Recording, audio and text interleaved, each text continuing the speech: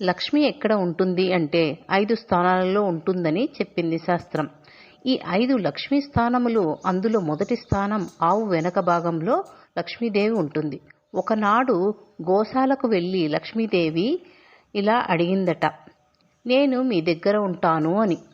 గోవులు అన్నాయి, నీవు చంచల స్వభావం ఉన్నదానివి, నువ్వు భక్తులను పరీక్షించి అహంకారం వస్తే వెళ్ళిపోతుంటావు, అందుకని నీకు మేము స్థానం ఇవ్వము అని అన్నాయట.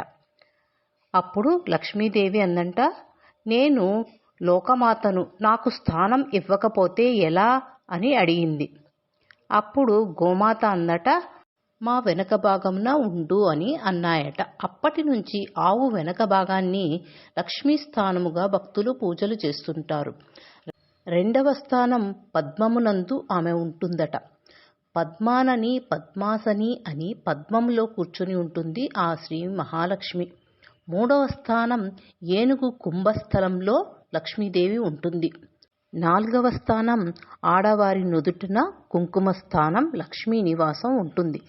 ఆడవారి పాపిటకి విశేషమైన స్థానం ఉంటుంది. నుదుటిన కుంకుమ భర్తకి ఆయుష్కారకం మరియు భర్తకి ఐశ్వర్యకారకం. అందువల్ల పాపిట స్థానం లక్ష్మీ స్థానం అనడానికి గల కారణం. ఐదవది మారేడు దళం. మారేడు దళంతో శివలింగానికి శివార్చన చేస్తే లక్ష్మీ కటాక్షం కలుగుతుంది.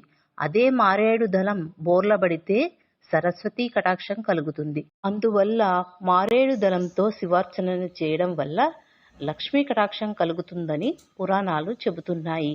ఇవి ఈ 5 లక్ష్మి యొక్క స్థానములు.